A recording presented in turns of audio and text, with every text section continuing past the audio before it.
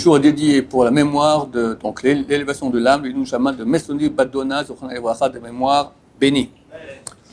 Un Israélien est parti en Belgique, il fait des études là-bas, et il a rencontré une jeune dame là-bas, il s'est marié avec elle.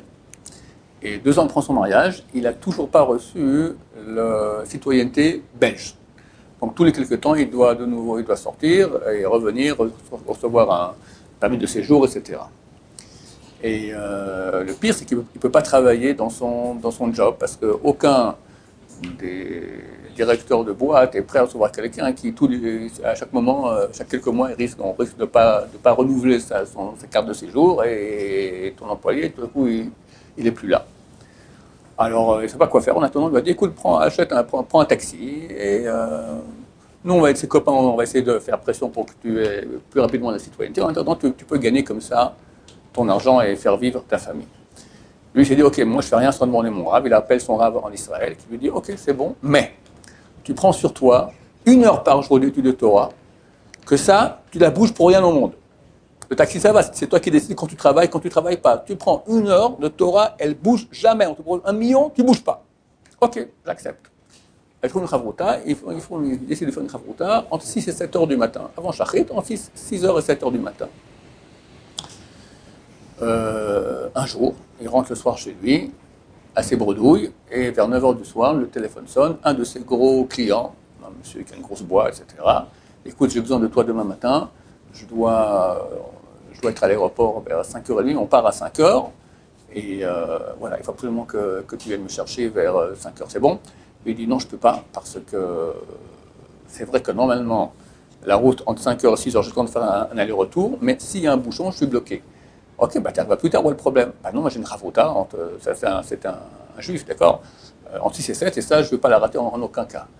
Le type est super pas content, c'est un directeur de boîte, on fait il a de l'argent, il fait tout ce qu'il veut, tout ce qu'il dit se fait au doigt et à la lettre, et le petit nul, d'accord, dans son taxi lui dit non.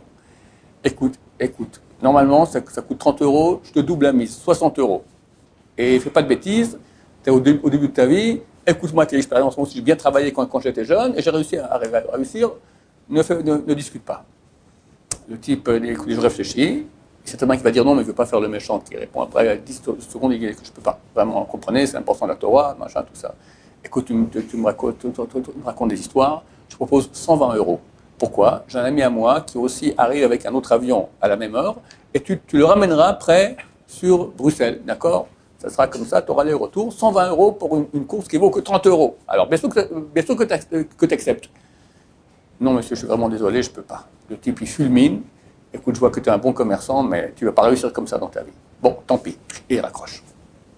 Il semblerait que le client, il est mort. Néanmoins, par égard, le lendemain matin à 4h30,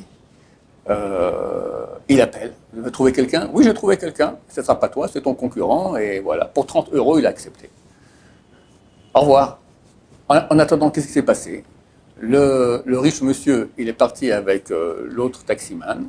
Et le monsieur qui a son copain qui l'attendait pour revenir de l'aéroport, il attend sur le quai de l'aéroport. Les flics voient que le monsieur, il attend.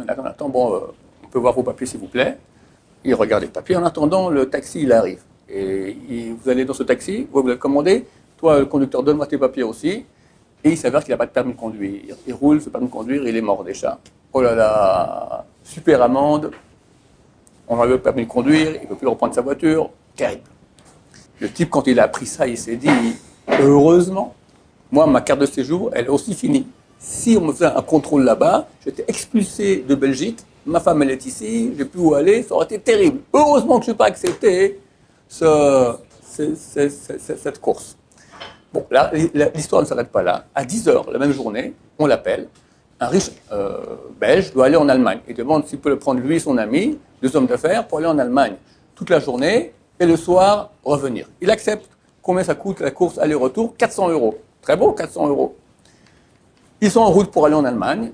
Et là, le conducteur demande à l'homme d'affaires allemand, expliquez-moi, comment vous devez partir pour un rendez-vous, je comprends que c'est super important, vous faites aller-retour comme ça en une journée, vous m'appelez à 10h le même matin, il fallait s'y prendre un peu plus tôt, non?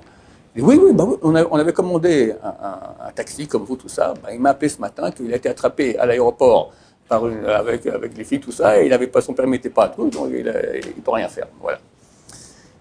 Et le type n'a pas compris, mais le conducteur a compris. Regardez comment Hachem il a fait. Un, il n'est pas parti à l'aéroport. S'il serait parti à l'aéroport, on l'aurait expulsé du pays.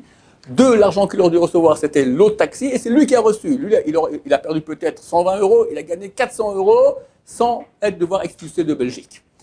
Pourquoi? Parce qu'il a fixé une heure d'étude et il n'a pas enlevé pour rien au monde. On ne peut pas perdre de choses pareilles. Quand tu vas avec Hachem, Hachem il t'aide. Quand tu crois que tu vas faire autrement avec Hachem et t'arranger mieux, parce qu'Hachem ne sait pas toujours très bien comment il faut faire, et moi je sais mieux que lui, qui va gagner à la fin? Eh ben tu vas perdre, c'est clair. Pour nous, c'est un très grand enseignement.